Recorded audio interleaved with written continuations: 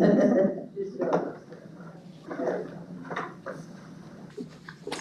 right, tonight, because it is our first meeting, everybody will do a check-in with the introductions, so that we can all get to know one another. After tonight, we won't go through every individual person.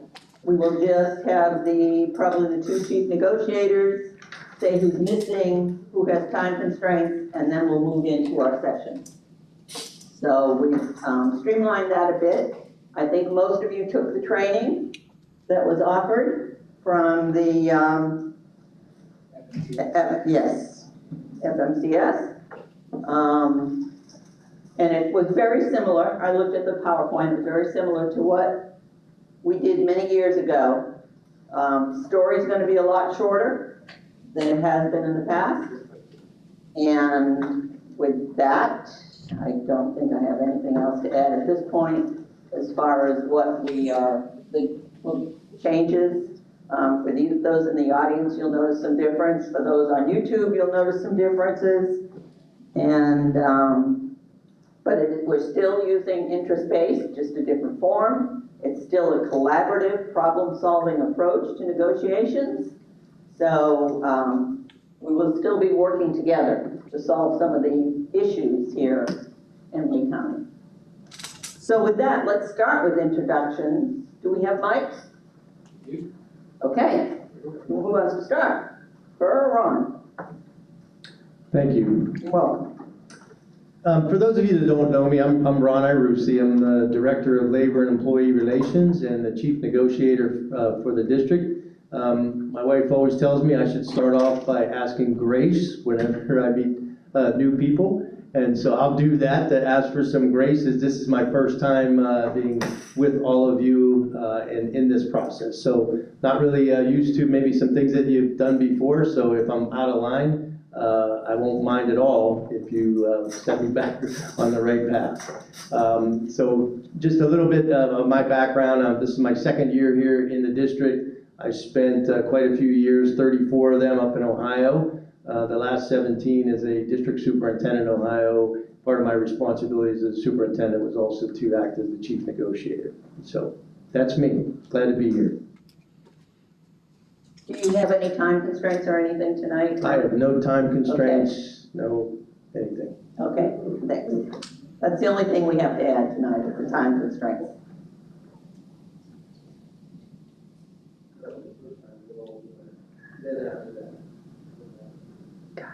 My apologies, That's misunderstood. all right, no problem, Amy. Hi, I am Amy Desimore, and I'm Chief Financial Officer with the school district. Happy to be here, and I don't have any time constraints this evening. Hello, my name is Anna Witten. I am a 4th grade teacher at Franklin Park Elementary School. I'm also the TALC secretary. I am exhausted. I have no time constraints. I have no elephants. And I don't know what else we say. No. I am Kirsten Thompson. I am the Assistant Director of Compensation. I started in May of last year, so I think I joined you all for your very last and final bargaining session last year. So this will be my first time full cycle with you. So.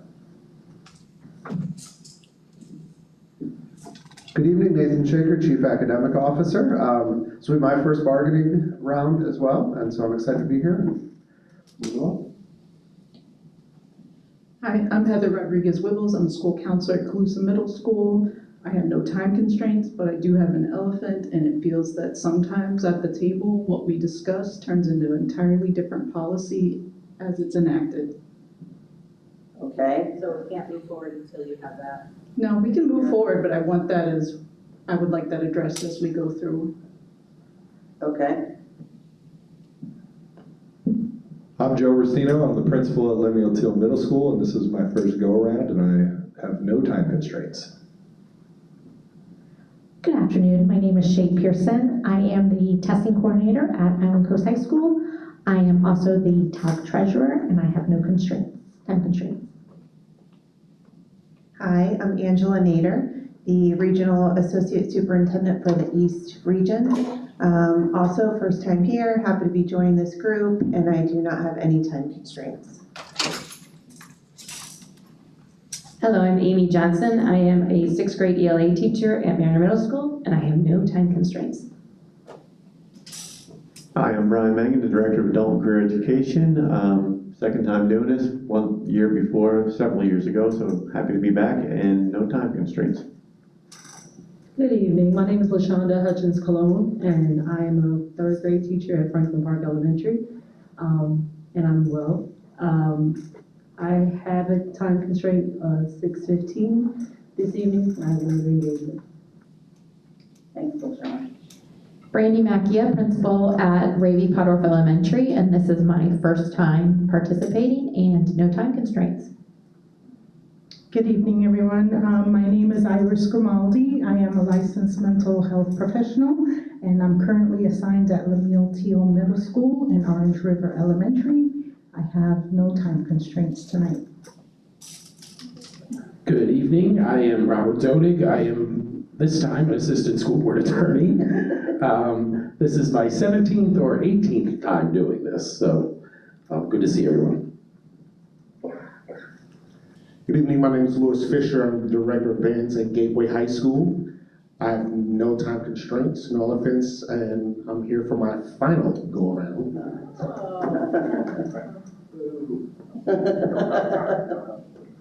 Hello, everyone. My name is Kevin Kelpie. I'm the Director of Payroll. I'm doing well. I have no time constraints, no elephants, and I believe I've done this for a couple of years and then been in the background for some. All right.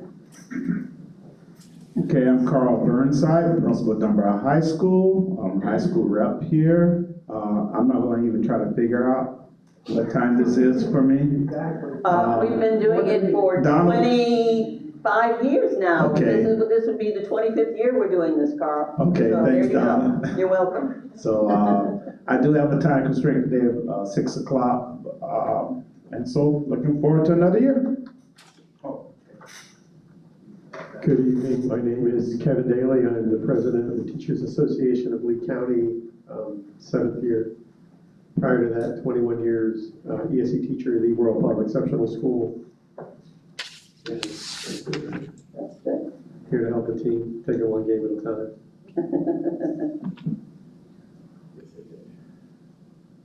I'm Kerr Fazone, Director, Teachers Association of Lee County, Chief Negotiator for the union. No time constraints. Hey, thanks. And I neglected to introduce myself, although I think most of you know me. I'm Donna Mutzenard. I have been retired for almost 8 years now from the Island Coast Service Unit, first as the president, secondly as the director, and I taught in Lee County schools at Michigan Elementary, which is no more, for about 9 years before that, and taught in Massachusetts before that, and Tampa too. So I was in education for 44 years. So enjoying retirement, but I do have a passion for empty space, so I keep coming back. And fortunately, Ron invited me back this year, so happy to be here. A little housekeeping, we're scheduled 4 to 7. Sometimes we finish earlier, sometimes we don't. We're scheduled for every other Monday, beginning tonight. So I know all of you got the calendars, but just as a reminder. And with that, Ron? Yeah, do you want, I just want to, if you see Amy French here, I know she's been involved in some bargaining before. Just wanted to kind of clarify her role. You can go ahead and introduce yourself too. Amy French. I have sat on the TALC side, have not sat on the district side, but I have facilitated bargaining now since 5 or 6 years ago, maybe a little bit longer. I now am in employee relations. I moved over from the professional development department where I was for 9 years. Before that, I taught at Howard. I did bake, but the cupcakes did flip over when I had some of my breaks. They were pretty, but they taste delicious. No doubt. Amy's also the baker, the unofficial baker.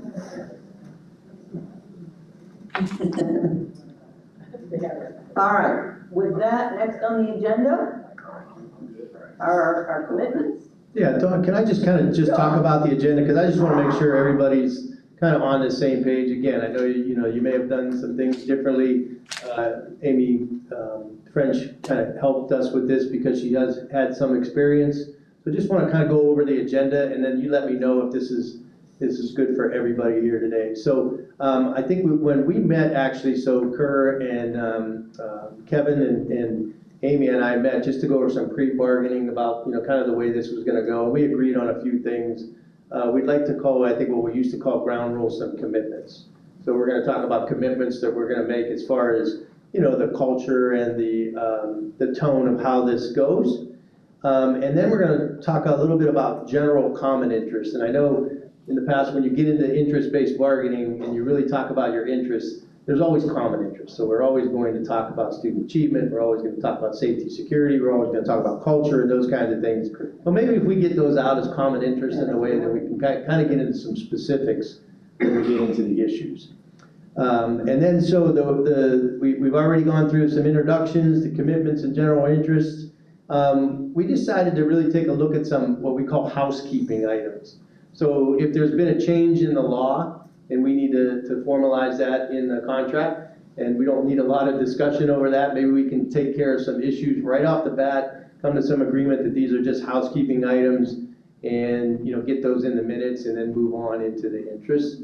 Once we do get into issues, from the IBB process, if you don't mind, I would like to kind of go first, again, asking for some grace, and you can kind of help me with the first interest about the way that it's presented to you. But from IBB, we kind of learned about trying to put your interest in the form of a question, and trying to be pretty, kind of broad, but also specific in that question, and talking about the article that it is directly related to, and then tell the kind of story from there. And then we kind of take turns. So I'll present a question, and then Kerr can go ahead and present a question, and then we can get all of those on the table, and then I know we need to talk about those, and we're going to have to have some data requests and all those kinds of things. So if that sounds okay with everybody, that's what we kind of envisioned to be what the agenda looks like.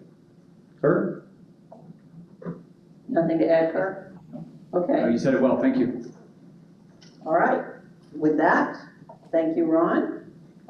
Let's begin with commitments then, which, as Ron said, we used to call norms. So anybody have anything how they would like us to operate, or?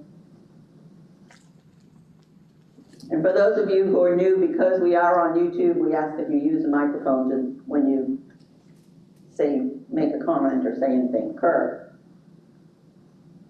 Bring up some historical norms. I've always used limit sidebars and issues, not individuals. Okay.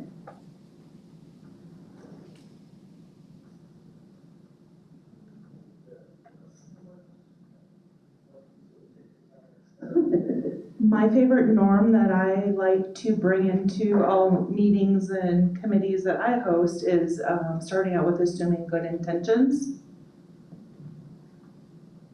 Okay, anybody else? Kevin? We'll do the always begin and end on time. Okay. Yes. Mike is coming to you, Shay. Okay. Right, Ron has it. We've always used respect the process. Okay. Anybody else?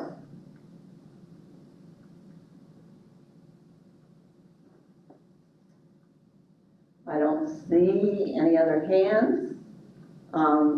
We can always add to these if you come up with something. This isn't the beginning and end of this list. So if you think of something else, I know normally we have cell phone-ish on. Oh, Shay has some. Maintain confidentiality. Okay. Can I ask for some clarification on that? Maintaining. Yeah. It is confusing because this is a public meeting, so. So we have times at the table that we need to talk about certain issues, and we want to make sure that when we bring those issues to the table, that we bring it as a whole and not directed, like call people out for things that are happening.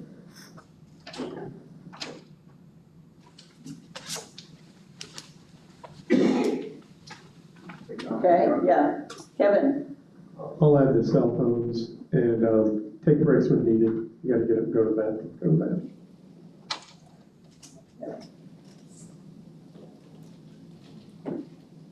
Anything else?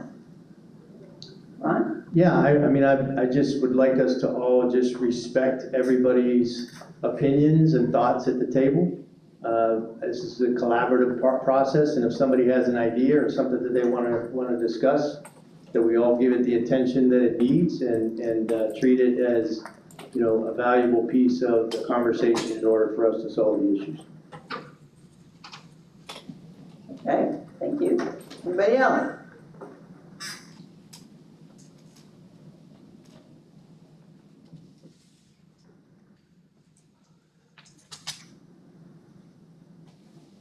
All right, I don't see any hands. Again, we can add to them if you think of something along the way, whether it's tonight or the next time we meet.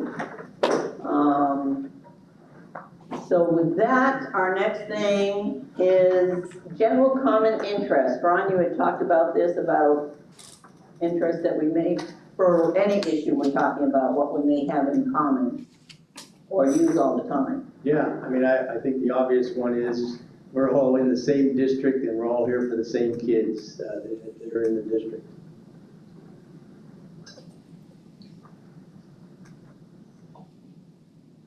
Can I add to that for a second? 'Cause sure. Sometimes and I don't know how you guys feel about this, but I never really feel comfortable with, you know, talking about the association and the other side being the district, because I feel like, you know, we're all part of this district. Whether you were part of the teaching association or classified staff or casual employees and management, maybe we come to terms with that.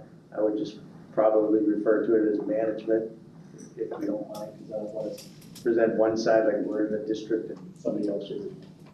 Okay, that's fine. Anybody else? Kurt? This is common interest, correct? Right. So, be transparent. Would that be a commitment or an interest? This is where I'm thinking like, this is like manageability, flexibility, like all those things that I was saying. Maybe staff morale, kind of. Yeah. all of Oh, okay, that. then Yeah. put mine up in commitments then. Okay. I was saving it for a comment, yeah. Sorry. Say it again. Transparency. And you can add that one too. Or, General common interest. Okay. Have anything else? Yes, Cyrus. Would asking, would, reducing compression? Is that? Or in terms of common interest, reduction of compression. I would say student achievement and safety as well. That usually does come up. Anna?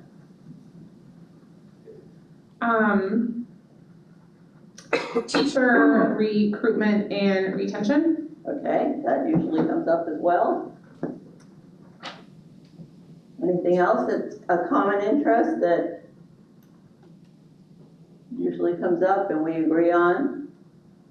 I mean, again, we'll still do interest when we talk about issues. We'll still talk about maybe there's an additional interest that we haven't mentioned during this portion. It doesn't mean this is all the interest we're going to have. Compression, was that the question? So what happens in many districts is that with compression where, you know, somebody who may be working for the district for 10 years may make a salary that's pretty close to somebody who might be here 1 or 2 years, and there's not that spread, so they call it compression when everybody's kind of lumped in the same area as far as salary and benefits are concerned. I just have one more, and I know, you know, we talk about morale, but I just like to add culture, because I think culture includes everybody. Culture includes the community, the way the community feels about the district, the students, the staff, the administration. We're all here to help improve the culture here in Lee County Schools. Okay. Shay?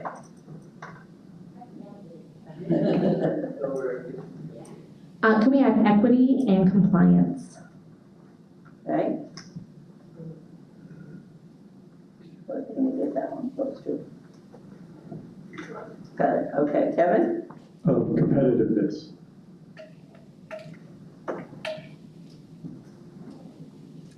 I wanted to add, oh my gosh, I lost it. I don't know. If you think of it, Anna, let us know. We'll revisit it. We'll revisit it, yeah. Oh, there you go. Implementation and manageability.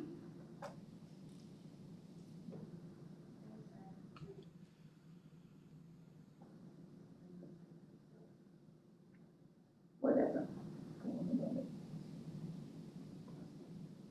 We have a lot of common interest coming up here. Anything else? Thank you for that, because I was doing that in my head. Does it have any? I know. All right, now, can we agree that these are our common interest? Now remember, in this process, it sums up that you totally agree to the side that you can live with it, and down that you do not agree that these are our common interests. We can add it as we go on. Absolutely. And there's going to be some issues that may have a common interest, but it doesn't necessarily apply to a lot of other things either. So, and when I see thumbs for the interests that are up there at this point.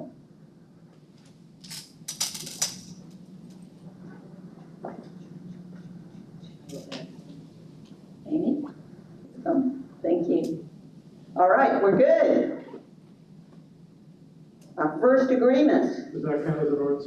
It is. Now it's gonna be an orange highlight, and I will go in and put circles here to draw those separate. Yeah.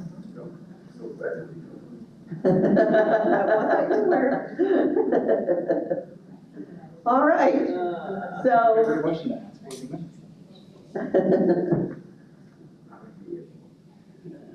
So the next thing is Amy's going to, there we go, it's now highlighted in orange. The agenda, we were going to go through, is that where you wanted to start with the housekeeping things, Ron and Kerr? Sure. You want to start with those housekeeping issues? Okay. So who has the question for DDPL? Ron? I didn't necessarily form these in the frame of a question, Okay. because we thought they could be some quick fixes. So Okay. rather than go through all of that, but at this point, if anybody, I know you guys probably have to have some conversation or open it up, but, so I know the statute change, this comes from Dr. Helen Martin, that we are no longer allowed to refer to professional development as professional development. Ah. It's now called professional learning. Okay. So we would have to do a search throughout the contract, and wherever we see professional development, would have to change to professional learning. So this is more of nothing we really have a whole lot of say about, but wanted you to be aware of it. Yeah, and I do have House Bill 1537 and Florida Statute 1012.98 is the actual legislation that was provided. Okay, which matches our compliance interest. So, anybody have a problem with that particular issue or item? It's I wonder what would happen if we didn't do it. who knows? We test. Can you enlarge it? Okay. I'd rather test other things. So is that do we do these now? Yeah. Do them all at once? Do you want to do them all at once, or do you want to do them one at a time? You want to do them all at once? It's your pleasure, Donna, whichever way. Which is easier for you, Amy, if we do them all at once, one at a It time? doesn't matter. Okay, Okay. then keep going. Again, I think this is a housekeeping item based on this past year. I would propose that we look at our supplements and our salary and add the word proration or prorating all of our supplements and salary as to the day you start. Yes, sir. I have some language related to that, so I'm not necessarily thinking about right here. Okay, so this is not a housekeeping item. Yeah, I have You some want to language keep this that- till Article 10? Yeah, that reinforces what I believe the superintendent's intention was when I spoke to her about this. Okay. All right, so we'll skip that one and go to the next one. We'll not skip it, we'll table it Yes. until a Okay. later time when we talk about Article 10. I have been told and shown legislation where the requirements for our JROTC instructors, where they once were required to have 6 years of experience, are now only required to have 3 years of experience. And that is, I believe, denoted in Article 10.01, number 4. You want to take a look at that and see if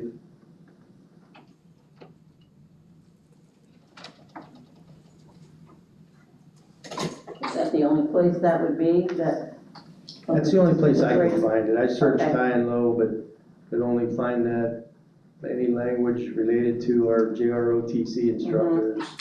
And it's just a small paragraph. Okay. Mr. Daly has a question too. Kurt? Do you know what bill or what governing statute authorized that change? Yeah. I have it, but no idea. While he's looking, Kevin, you were next. It was the job description as well. I think it has something on there, if I'm not mistaken.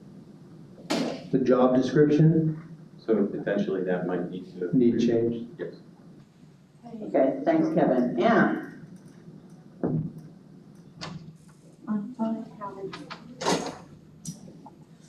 So I just have a clarifying question, because I'm a little bit confused right now as to what exactly we're doing. So are we just discussing things in the contract that need to be updated without having to open those articles?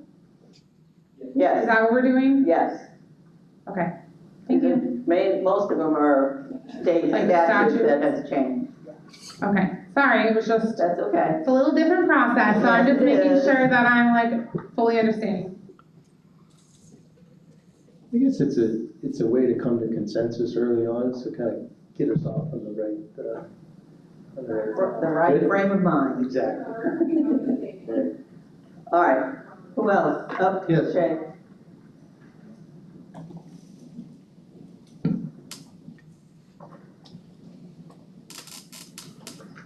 So when we're looking at the JROTC and you say 6-year to 3-year, is that talking about the experience credit as stated in the contract? Part of it is now put above 63, so that would affect the experience credit. You wouldn't want to make something 63. Okay, thank you. At least that's the way I remember it. Yes. Kevin? And I'm gonna ask a question I think I know the answer to, but this may help. If I'm a JROTC person and I have 6, I'm still getting 6, right? Okay. Yes. So we're just, right, so now we can hire people who only have 3. That As is the opposed to intent. before when they only had 6, all right? Yes. 12.56. 10, 12.6. Okay, any more clarification or questions on that particular issue with JROTC instructors? Okay, Rob, did I hear you gave him what he wanted? Yeah, Okay, thank you. 12, 10.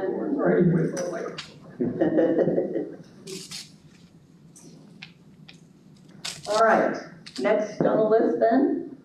This one should be an easy one. In 5.08, we refer to workman's comp term as limited duty. And I'm told that that's now referred to as light duty. I'm looking at Mr. Dodig and he's... We always ask it. Okay. It's just, for the first time I realized that it didn't say that. Okay. So limited duty needs to be changed to light duty in the contract under workers' compensation. Basically, it does apart. Any questions on that one? Okay, next one, Ron. Yeah, and I guess this might be something for, and I was having a conversation with Attorney Dodig as well.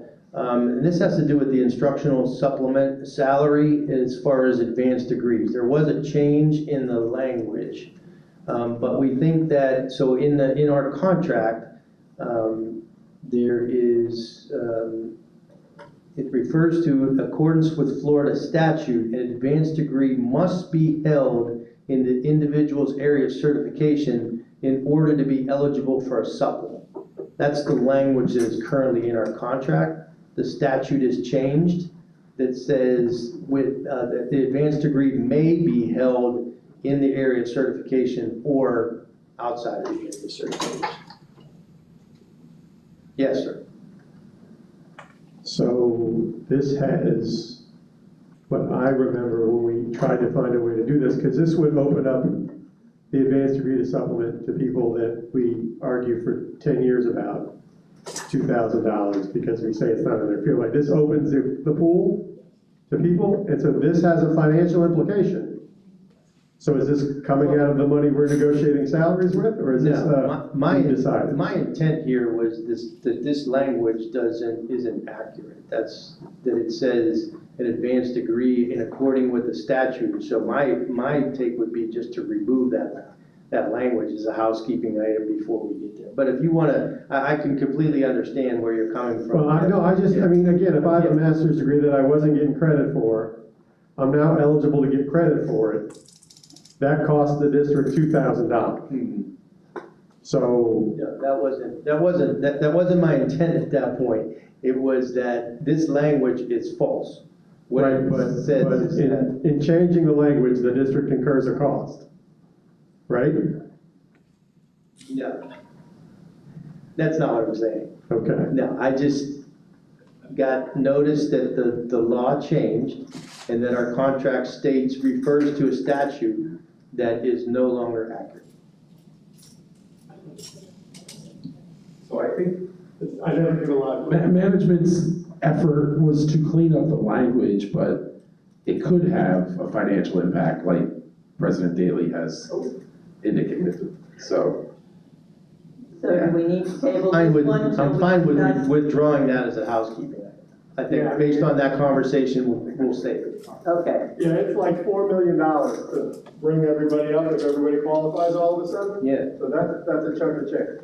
I'm for it, I just want to know where the money's going. And I think we have policy though that would have to be also addressed if we were to do that, so. So it sounds like this is getting a little more complicated than just housekeeping. Pull it right off the So table then. We'll table that till we discuss compensation. Yep. Okay, what's next on the list? That's the career ladder is, so what we found in the career ladder, in the participation piece for special instructional, and I'm told that it was addressed, but it's not formalized in the whole career ladder piece. It's not specific to the contract, but that's why I thought it'd be a housekeeping item to remove that requirement for our special instructional people, because there's just not supplements that are readily available to. Kevin? That should probably go through the career ladder committee. I know there are some people who have not met it and it has limited their ability to move. And supplements for special instructional people are limited because they're not eligible for site-based ones. But I know in the last kind of meetings of the career ladder committee, they were entertaining ideas like for the nurses, if they went and did the vision clinic or the hearing clinic or whatever, that counted.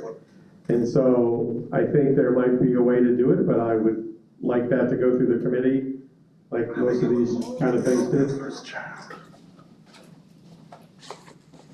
Ron? I would agree with that. Okay, we'll refer that one to the committee. Next on the list. That's it, right? Is that it for the housekeeping issues? I have, unless there's some Okay. from the TALC side. Or Kevin, do you have anything? We have no housekeeping. Heard it, but it's not housekeeping. Oh. He wants to change 50,000 to 70,000. Not housekeeping. No, that's not It's only one number. Yeah. All right, then, next on our agenda is to start talking about the issues. And as Ron explained, we're gonna take, On the, oh, that's right, thank you. There were, how many that we agreed on? 3? So the 3 that are highlighted up there are what we agreed on, or what we said didn't table anyway. So may I see thumbs upside down to these 3?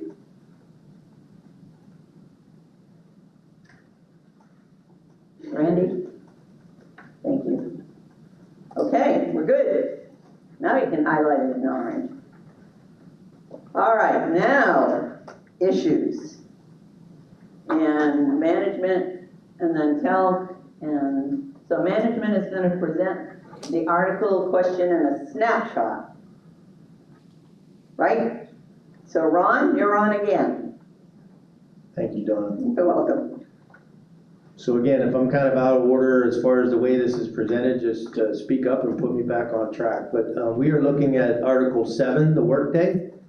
The question that we have is, how can we provide adequate planning time for teachers?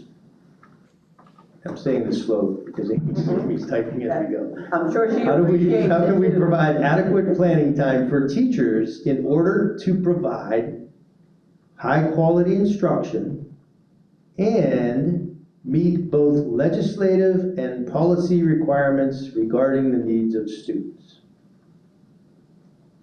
Okay. Policy requirements regarding needs of students.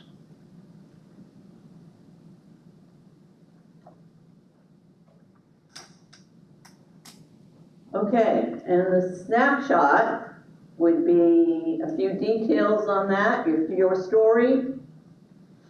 I think Kevin has a question. Question already, Kevin? Yeah, can we take teachers out and put in employees, because we represent, Yeah. sometimes the people who are not teachers Right. get a little offended when we put teachers, and I don't blame them. Great They're part of the bargaining unit too, right? Great suggestion. So employees or members of whatever, yeah, thanks. Bargaining union employees or whatever. Instructional employees. Another question. I just need a little clarity, so,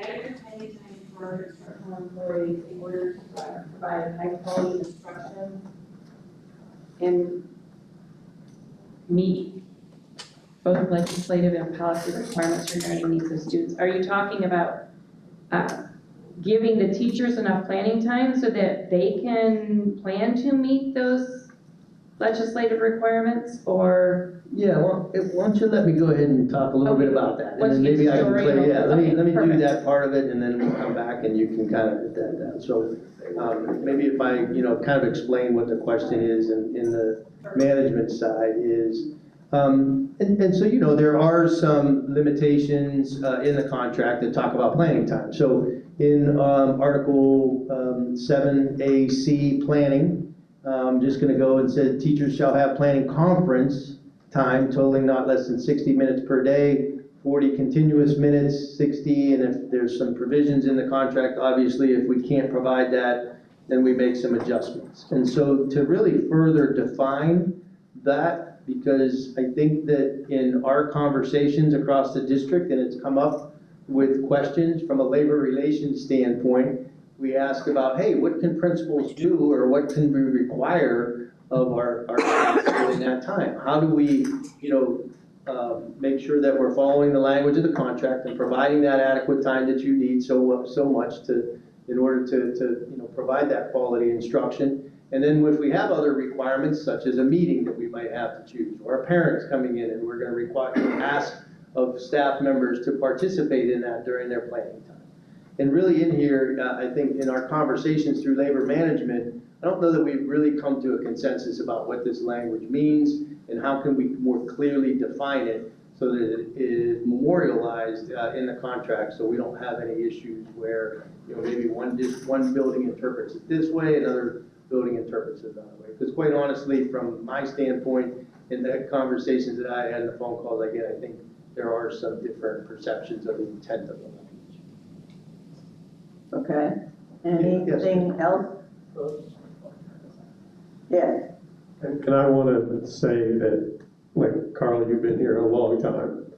Some other people have been here a long time, right? What we always used to say is, the value of the contract is it's going to be so well written that when we are all dead and gone, and nobody here remembers anything, there will be the ability to read the contract and obey the contract with clear and concise language. And I think with Ron's hiring on and coming into this role, what he's noticing when he's reading it is it's not as clear as I might think is, because I've been around 28 years, right? So there's a concept in Judaism around the story around the story that fills in the gaps, right? And so I think this, especially here and everywhere else we're going with this, is kind of that idea that Ron, new people it may not be as clear to new people as we think it is because we've lived it for 28 years. I have, and other people longer, and so again, I think this is that like future-proofing it, if you will, so that when new people come, they go, oh yeah, that's exactly what that means, and they don't need me around to explain it because I'll be playing golf. Thanks, Kevin. Anything else, Ron? Well, yeah, and I just want to add, so, I guess part of the story, if I get a phone call from either a principal or, one of the teachers or whoever it might be in relation to planning time, a principal calls and says, and I got this, really important piece that I have, whether it's an IEP meeting or an MTSS meeting, that we can't find any other time to be able to do that, am I allowed to require or ask somebody to attend that meeting based on what the language says? And so we've had some conversations about this because they're the first ones that I call and say, well, what's your interpretation, Kevin Kerr? And it's been that, and we've actually looked at even arbitration cases around that to say, this is really teacher time, and we should not impose on teacher time. But the language says, and I quote, it says, teachers shall have planning/conference. And it also says in here that that are 40 continuous minutes per teacher per day, except in those cases as referenced in Article 7. Such time shall be used for lesson preparation and for meeting other job description responsibilities. So, if I didn't know any better, if somebody asked me that question, I go to the job description. So I pull up the job description and I look at the job description and it talks about all those things that teachers are required to do, which includes attend IEP meetings or an MTSS meeting and those kinds of things. So if you were me who came in and tried to advise a principal, what do you think I would tell them? Well, that's what it says in the contract, and that's my interpretation. But if I call Kevin and Kerr, that might not be what everybody believes is the case in the contract. So I think it's a valid discussion for us to have to come up with some specifics, because we don't want this to be an issue in the future. Okay, thanks. Anna? So, I'm just gonna say what I have to say. If this is the wrong time to say it, then just tell me this is not the right time. But I would agree, like that meeting of other job description responsibilities does become difficult, because I know there's been plenty of times, and for years, I only had planning time to myself once a week. Because I had MTSS meetings or IEP meetings, or one day was PLC. There's this language around common planning that's coming up as well. So I think clarifying that like other job descriptions really is important, because it does get to a point where you don't have the time to adequately plan and get the things done you need to. So I don't know if this is the right time during this. Well, that's okay. Yeah, You're I don't kind of know. agreeing with what Ron brought up, so. Anything else to management story, Ron? No, I don't think though, unless there's anything from the team that would like to add to any of that from as far as I'm concerned. And I don't know at this point if there's any further clarifying questions, or you need to, I'm told that this might be the time for a data request or something along those lines, so. Yeah. Kurt. I guess I have a couple of statements and maybe a data request. I'll concur that the number of IEP meetings that are being held during a teacher's planning time is much more than when I started this job just a few years ago. And we have looked at arbitrations that reinforce consistently that the planning time is done by the teacher. I would like to make a comment that there is nothing in Article 7 or in the CBA that allows for management to mandate common planning. And so we would like to have some conversation around that. As one of our colleagues already said, when you're planning once, maybe on a Monday, you have your PLC on a Tuesday, common planning on a Wednesday, the number of minutes you have to plan is dwindling very quickly. We have a data request for language in Florida CBAs that discuss IEP meetings during planning time, and I'm happy to tackle that data request and provide our committee with all of the different types of contract language that we have across the state.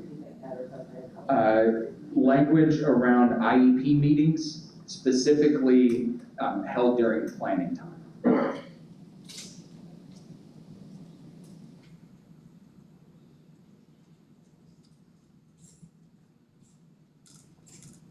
All right, Amy.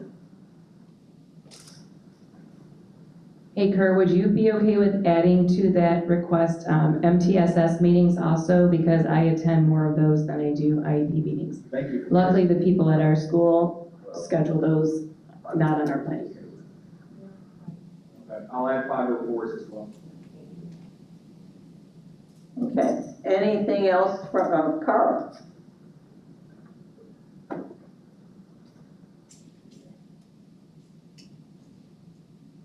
This kind of reinforces the issue of interpretation of language.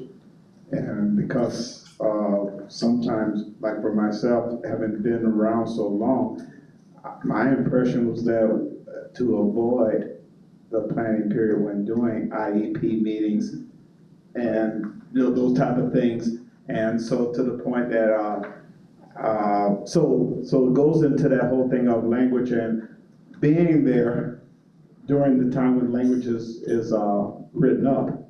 So like at my place, we try to avoid it. And I have to be careful because sometimes there are teachers would prefer, I have a couple teachers, they would rather, they say, can't you schedule it? I don't want to miss my instructional time. So that becomes even one of those issues. I'm like, well, we're supposed to use, we're not supposed to use your planning time, your planning period rather. Right. So, but it goes back to what was said earlier about there was an interpretation. I think I've been around so long, I know it was to try to avoid utilizing planning time for like IEPs and things of that nature whenever possible. That's why we have the coverages and the IEP subs, things of that nature. So, yeah, Right. it just reinforces that. Thank you, Carl. Louis?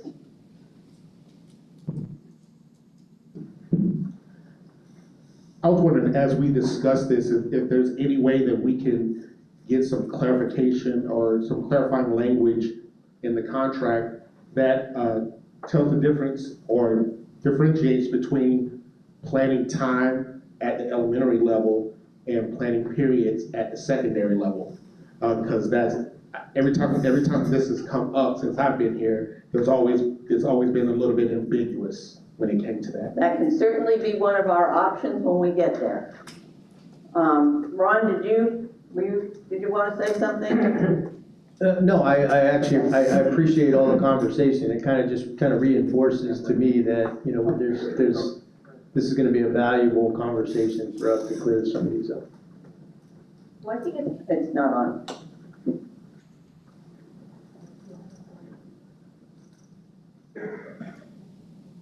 I think as part of it, it would be interesting as part of the data request to see the difference between a couple years ago and now, because I think part of when we started shifting it to planning time was when we couldn't get subs.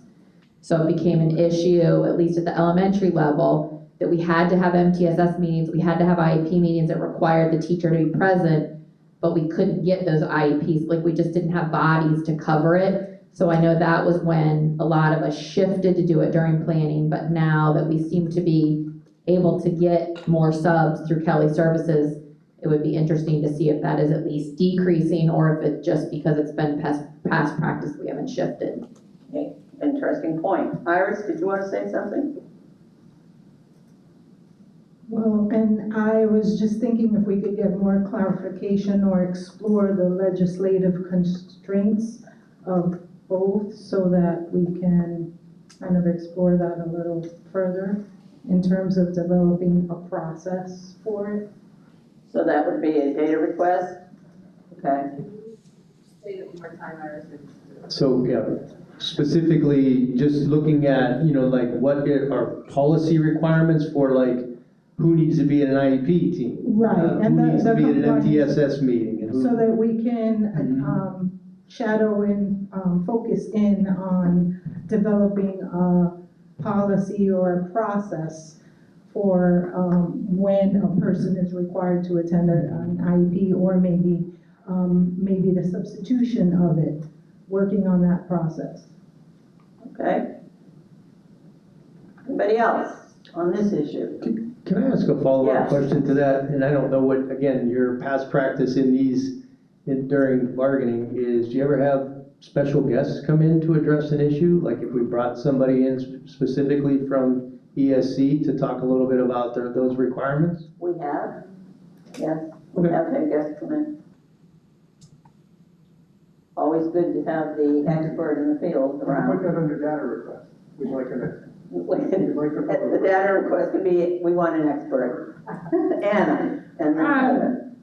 So somehow, like, I think trying to get information around the frequency of meetings, because when Carl had mentioned, like, there are some teachers that like to meet during planning time, because there is kind of like a fine line of choosing, like, I'd rather give up my planning time because I don't want to miss instruction in the classroom, but it's also frustrating when in 1 week, you may have a meeting every single day. And it's like, why can't we, IEP meetings, I know those have a little bit more of a hard date for meeting, but with MTSS, those things are a little bit more fluid, because that frequency of meetings, like, could be streamlined. I don't know how we would request, I don't know how we would request that, but. Something to think about. Yeah, something to think about. And we would capture in like the statements then. Yeah. Heather? I'm trying to figure out how to phrase this, but when we talk about manageability, we were talking about process and procedures. Sometimes what we see we need to have departments communicate better, because what we have sometimes in special instructional, we've been told that there's a process for identifying a student as EBD, but 2 of the other departments that would have to have done what's in there were not trained on that. And we've seen it in a couple of different instances. So can we also have part of this where we have shared process documents, if whatever we're agreeing on with this? Because I feel like this is a consistent theme. That was what my elephant, getting very frustrated. Yeah, we could add that as an option when we get to options, and certainly somebody can come up with some kind of format. For the meetings, right, shared process documents like the IEP. Thank you. Okay, thanks, Heather. Kevin? And I'm glad Anna kind of brought up what she did, because I have a different perspective on this. I taught at Royal Palm. And so I was responsible for the IEPs of 8 kids. I have 180 planning periods with students there during the year. So if 3 of my 8 are during planning, it's, whatever, right? But when you talk to somebody whose caseload is 150, and it's consistently during their planning period, that's another problem. And I do have kind of a general data. So every ESE student is required at least annually to have an IEP. And every 3 years they're required to have a reeval. And they try to coordinate that where the 3rd year IEP is also the reeval. So just like real quick math, every ESE student needs an IEP every year. And every 3rd year it's the reeval as well. So however many IEP students we have in the district, that's how many, generally speaking, IEP meetings we have to have. And then MTSS is before that, and then 504 is, I think, annually as well for those students. So you got, I mean, it really wheels off the process, but Lots of meetings. yeah, lots of meetings. I think MCSS can be 2 or 3 or 4 months. Right, before. Carl, thanks. I broke one of the rules and did a quick sidebar, but anyway, what I was saying was, and this is just something that you put in, this is a language that came up and it sort of addresses what Anna was saying, that perhaps some wording to consider, consideration being given to load, volume, frequency, just put a couple of things, so that way both sides have an opportunity to consider those things. So if I'm that teacher, teacher preference could be part of it, the scheduling. So that way, if I'm that teacher who wants to, I would prefer not to miss my instructional time because I have a pacing issue, and rather to go during the planning period, that'd be considered. But I think putting language in there, perhaps, where it protects the overloading, but by the same token, it does sort of provide for those, and we know with contract language, there are always those exceptions that come up. Exceptions, right. And I think that's what we're gonna find, Carl, when we collect some other Right. CBAs that have some of those limitations. But that would be the wording that I kind of just thinking ahead. Okay. When we get to that point. Keep that in mind. Don't lose that thought. I know we tried to put some time limits. I don't have Right. anything else to add to the story, but Okay. anybody else has. Any other data requests? That's where we ended. All right. So at this point, yes, I have a Cora. question. Yes. Just a process question because this is new to all of us. So we're discussing just one potential issue in Article 7, so are we going to more issues in Article 7 after this? Yeah. Okay, just making sure. This is just one issue. Okay, perfect. All right, and according to the agenda, it is TALC's turn to bring up an issue in the form of a question. It's like Festivus and Jeopardy all wrapped into the same thing. All right, so I guess in Article 7, we're looking at 7.01, 1B. So I guess our question. Hold on a second, Kurt. Sure. Amy needs to catch up I'm here. still figuring out my process. That's all right. You let me know when. Her when you're ready. process is new too.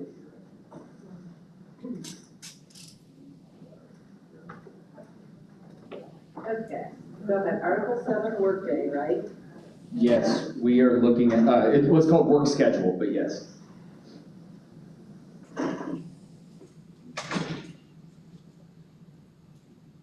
Okay, your question? So our question relates to the lunch period. So what's your question? That's a good question. How can we ensure that the agreed upon extension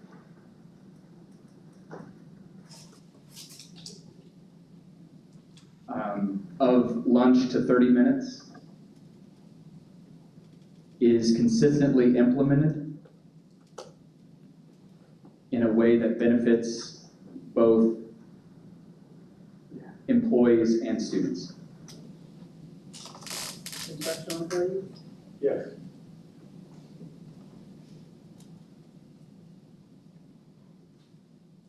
All right, now you get to add story to that question. Thank you. I don't have much. Okay. Other than you said you were gonna. We, that's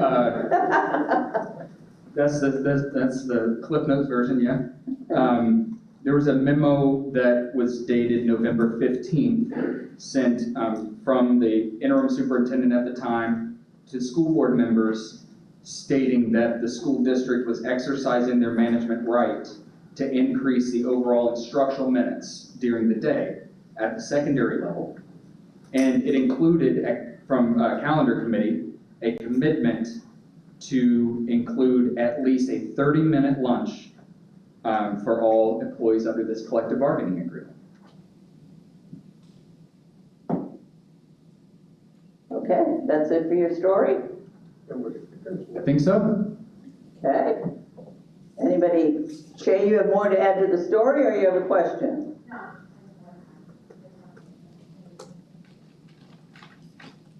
I just wanted to add, in addition to this memorandum, during calendar committee, this information was reflected in those minutes. Okay. Thank you. Anybody else have anything to add to the story, tell the story? All right, does anybody from management have any clarifying questions on this? Kevin? I think we also need to address the inequity around lunch. Typically at the secondary level, especially at the high school level, the bell rings, 350 students disappear, and 25 minutes later they come back. At the elementary level, for a billion good reasons, when the bell rings, the kindergarten teacher doesn't say, find the room, I'll see you in 25 minutes. So what inevitably happens is there's some time during that lunch period where the teacher is escorting, staying with the kids while they get through the line, and then taking their lunch, and then having to pick them up. And so I think we need to really buckle down on 30 minutes means 30 minutes. And so I think there's not a lot of, with our press to bell and fill every minute, I think teachers don't feel like they could leave 5 minutes early to get to the cafeteria, and maybe the schedule isn't set up like that. But there's been a long inequity in the idea between elementary, middle, and high, and honestly, any reasonable person will tell you, telling 25 5-year-olds to find the cafeteria is not a way to do things and won't turn out well. So that's kind of where I'm at with this. Okay. Anything else to add to story? Anybody have any questions? Iris? Yeah, I'm going to wait till we can finish this.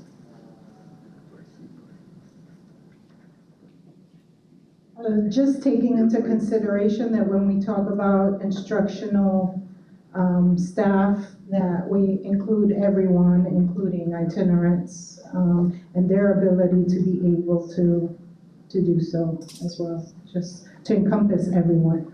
To keep that in mind. Yes. All right. Thank you. Anybody else? Any data request or data request? Ron, anything? Well, I think we're probably going to have a better idea here before we get to the finalization of this, of what the final schedules are going to look like. I know we're really close to getting to that point. And just, I don't know if it's a request or correction, but I know, it's part of the conversation. The increased minutes for student time helps us along with this. And then just to reiterate what the issue was around the increased minutes, one of them, besides the fact that students get more time with teachers, is that we were in such a pickle over the issue of calamity days. So hurricane makeup days and those kinds of things. And so, really trying to look at those additional minutes, which gave us some flexibility. I know that we may have some changes in legislation, that we may have to revisit this again, because who knows what's going to come down and what that's going to look like for our schedules. But, I think we need to have some conversation about some flexibility should we need it, if it calls for it, based on either a terrible year, let's hope not, or some terrible legislation. Okay. Anna?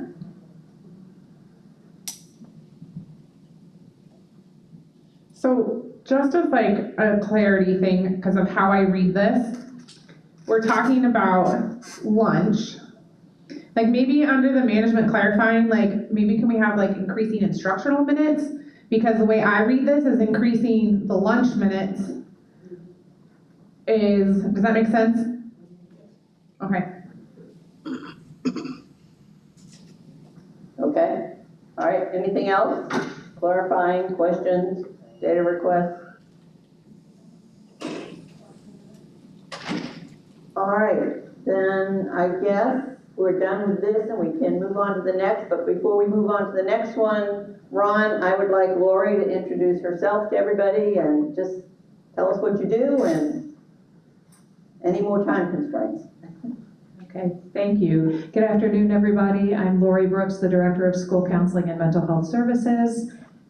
And I think that's all I had to do, right? Was that my assignment? Yes. That's it? You have any other time constraints before 7 o'clock? I do not, and my tardiness was planned and permitted. Just wanted to- Yes, it was mentioned at the beginning of check-in, so you were covered, Lori. Excuse words. All right, with that, Ron, back to you. All right, back to me. We are staying in Article 7, and Hold on, I need to have this set up ahead of time. Lesson learned. I do that.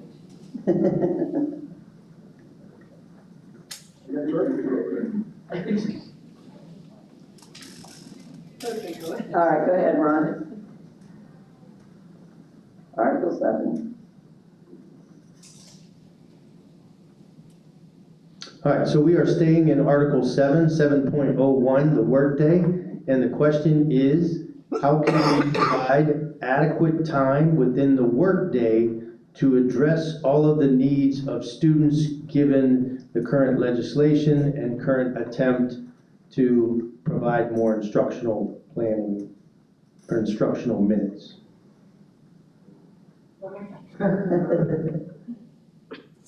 How can we provide more time for the district to, I just lost my question. More time in the workday to address. More time in the workday to address all of the new issues such as the teacher scheduling, increase in minutes, instructional minutes for students. That make sense?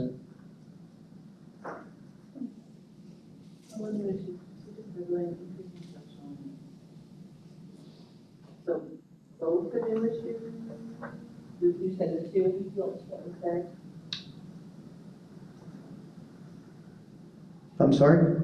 There's just two issues in this, teacher scheduling and increased instructional minutes for students, those two? Yes, teacher scheduling and increased instructional needs.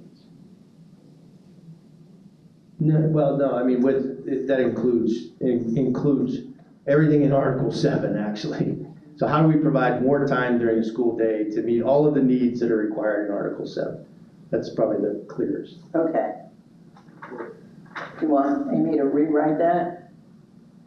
Or keep it this I way? think you're good. I think Okay. that's, All right, so a story to go with that, Ron? yeah, and I know, and again, bringing this to the table, and I know, obviously, that there is a lot of other articles and a lot of other issues that surround the 7.6-hour workday that we have. So our intent is to have a discussion, and again, I'll reiterate that I know that there's a lot that is tied to that, but this is one of the issues that represents an interest to the district is, and again, how do we fit all of these things that we're required to do into a workday that allows us to be able to meet all of those needs. So we're looking at increasing the workday, the hours of the workday. That will be an option. Anything else to add? I don't know if there's anything I can add to that Okay. might make it clear. Does anybody have any questions about that, or Kevin? So, I guess something I want to add about this, especially around the ESE teachers and their new documentation requirement. I think we need to look at how long the new documentation requirement is taking ESE teachers, those that provide ESE services to students, and then how we can find time for them to do that while still providing the necessary services that are required by, federal law for as long as it exists. And also, I guess, second question of the night, this comes with a price tag. A few years ago, the district floated the idea of an 8-hour day without additional compensation, and it did not go well. And so the expectation from us, and probably all of my people here and everybody watching at home and in the stands, is if you're going to increase my workday, you're going to increase my pay. And so for us, that doesn't count as a raise. That counts as more money to do a little bit more work, not as a raise. So this hinges on the district's ability to find that money on top of Dr. Carlin's #1 priority, which is teacher raises. So that's kind of where this goes for me. Okay, any? Rob? Yep.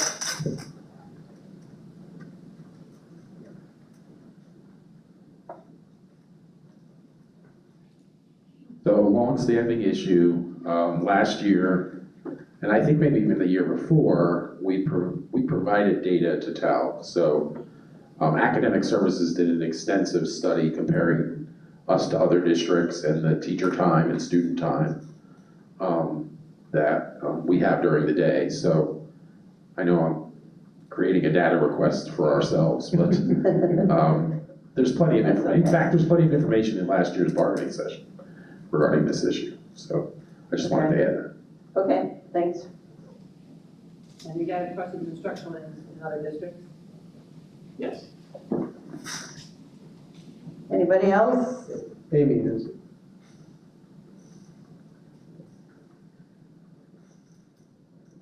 Of course.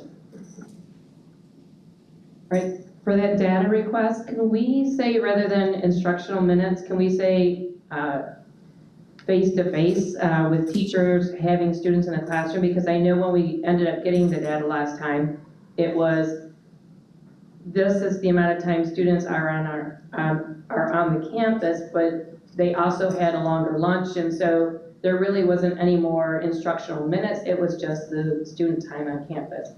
So we can look to see if that's been updated, I would be happy. So for the data, it should just be instructional minutes, it should be FaceTime. Okay. Yeah, I'm not aware of any new research being done. I think it had to be done. Ron? I mean, I know that, you know, the academic services has put in some work this year to collecting some data, because we're looking at, again, the increase of the instructional minutes per the day to be in compliance with the requirements per semester and all those kinds of things. So we did go out and look at what other surrounding districts have in relation to that, but also be interested to see, you know, actually the work day for all of those districts as well, who have those additional minutes. And I think when we looked at it preliminary, most of those districts do have a longer work day. Okay, you want to pass it to Anna? Thank you. So I'm just curious because from the information that I've seen, that the proposed plan is to, at this time, only increase minutes for middle and high school students. So does this apply to increasing minutes for elementary schools as well?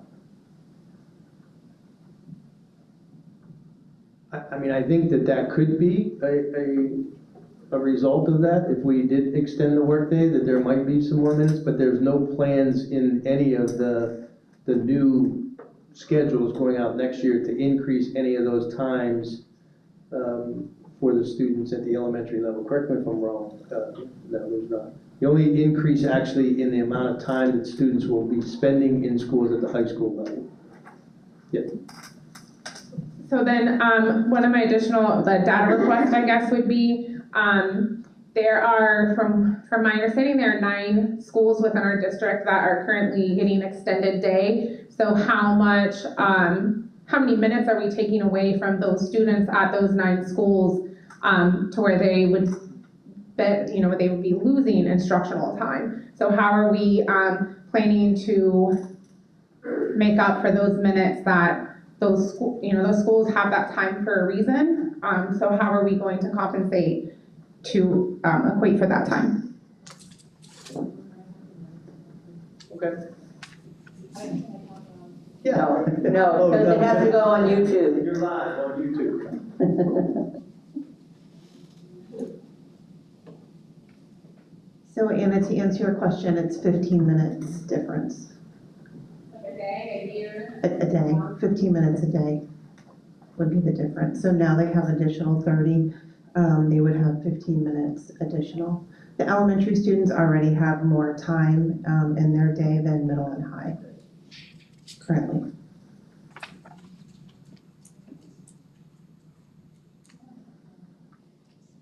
Okay. Anybody else have any questions on this snapshot? I don't have anything else for the Anything story or else? the snapshot. Anybody else from the, you want to consider that? Okay. Then, TALC? New issue? New issue.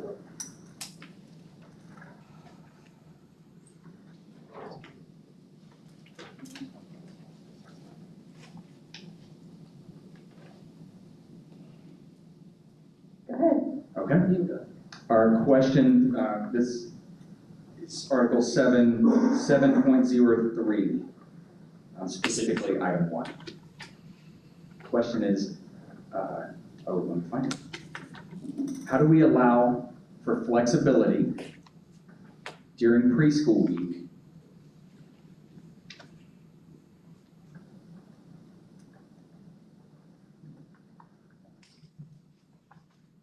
and still provide the appropriate trainings, meetings, and planning time for the upcoming school year?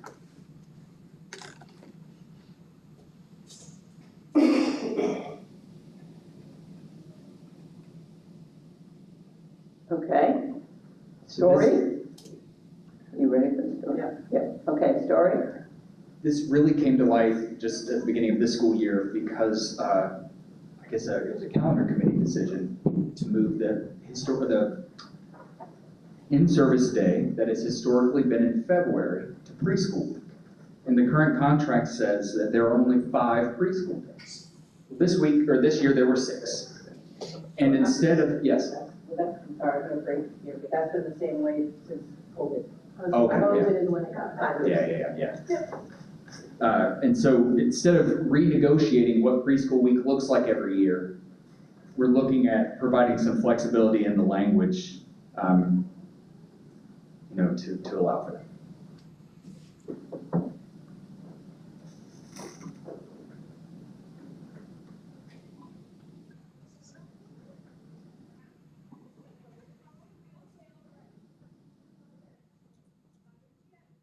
And I'm sorry, I don't have the calendar in front of me, but, so we do have the week before August 11th, because that's our student start day, so that week, and then the Friday before that was designated, I believe, as the in-service day.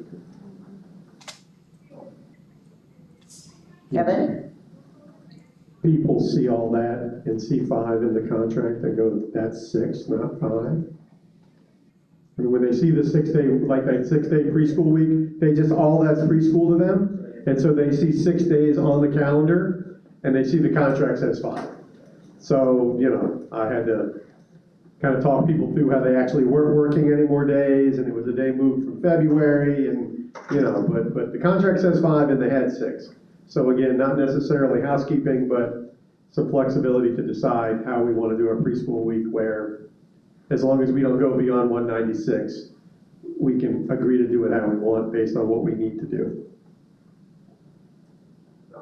Yes.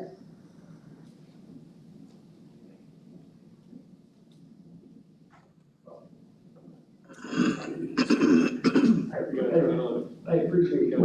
It's on. I was gonna ask what you all meant by flexibility. You kind of defined it now, so I'm just not sure. That's fine. I mean, we can do it when we get to the actual issue. Kurt has an option. Okay. Thank you. Okay. We don't need to share the option now. Okay, never mind. Everyone else should share.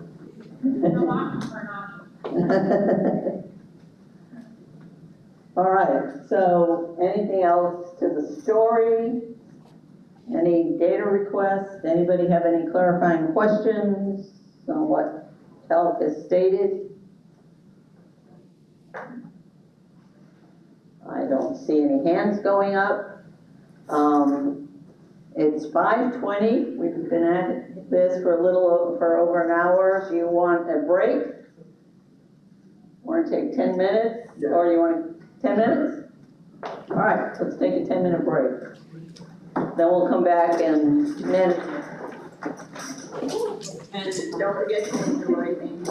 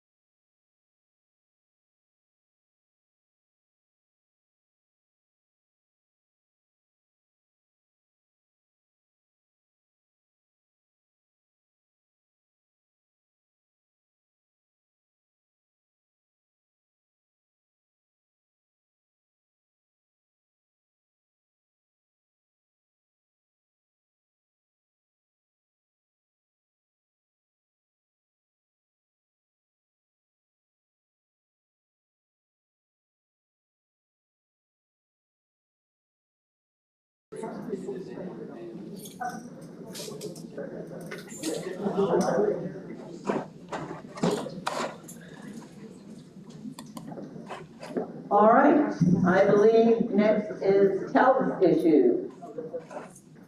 Oh, this one was TALC, so we're on district issue. Yes, that's all right. So we don't have any other issues in Article 7. Okay. So I don't know if TALC has another issue or anything they want to bring in Article 7. TALC, sure. Let me look one more time, but I believe that was all we had for Article 7. All right, then I will go ahead and move on. We have one issue in Article 12. Article 12. Under leave. And the question is, how can we better allow for association business to be conducted and not jeopardize teacher time with students? And so. One more time. You didn't get that? I'm sorry, I forgot to read it slow. How can we better allow for association business to be conducted and not jeopardize teacher time with students?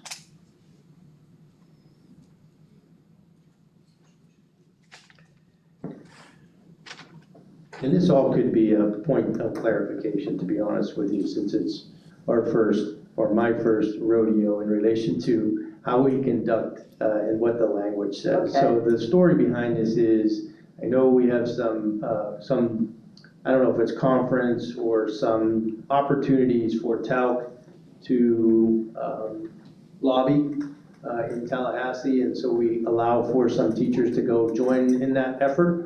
And I don't think it's clear in relation to how that actual process works, other than Kevin says, hey, we're going to Tallahassee in a couple weeks. So the question is, can we figure out a way to make sure that's communicated to all of our principals when they read the language, what's permissible, what's restrictive, all of those kinds of things. Okay, anything else to the story? I think that's about it. It's pretty simple. Okay. Kevin? So we do try to send a couple of people every week for every week of the legislative session. So Charlotte and I have our own week. So the other 7, and actually we're not doing anything like week 8. So 6 weeks, there'll probably be 12 people. Typically what happens, we have something called the Teacher Leader Program. So those teachers enrolled in that are kind of the first choice to go. Essentially, we just pick people and communicate with the principal. That's, usually what I do is I send a letter, hey, this so-and-so needs association leave to go to Tallahassee in the following dates. They've already spoken to their principal and have found a sub, because I wanted everything to be handled before they get in the car to go anywhere, because I know what a disruption it is at times. And we also kind of try to stagger, when people go and what schools and what levels. So, I guess this is probably more of a process so people will know, which is fine. We can develop a process. That's all well and good. That's what I said. I think it's that's all we're looking for. We're not looking to take away any association leave or anything like that, but how do we more clearly define what that process looks like so that everybody's aware next time around? All right, perfect. Okay, anything else on that one? Kerr. I have a clarifying question. Sure. Where in Article 12 are you referring? Only because the references to association leave that I see are in Article 2. Association, 872.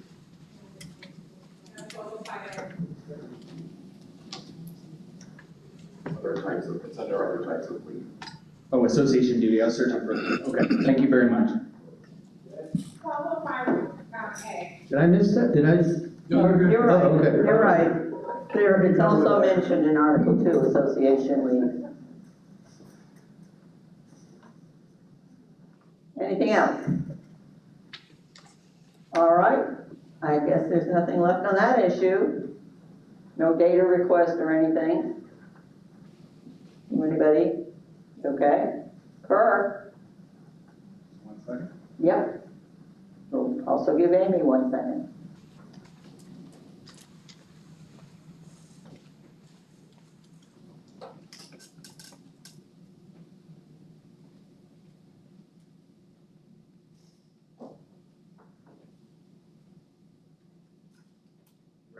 Yep. So this deals with 12.02, number 5.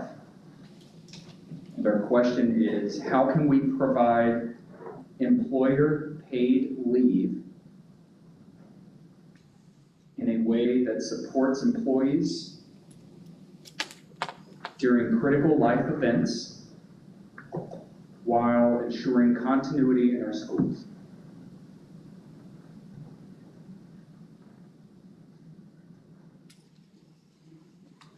Just, do we go straight to story, Donna? Yep.